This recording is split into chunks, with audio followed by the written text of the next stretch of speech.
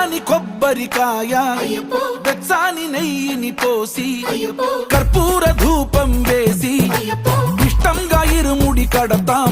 నువ్వు ఎత్తుకుంటే చాలు ఎన్ని పూనకాలు కంఠమెత్తి పాడుకోగా కన్యస్వామి కదిలిరాగా ఇరుముడి కట్టు కట్టు కట్టు కట్టు కట్టు ఇరుముడి కట్టు ఎక్కు ఎక్కు ఎక్కు ఎక్కు సారి మల్ల ఎక్కు.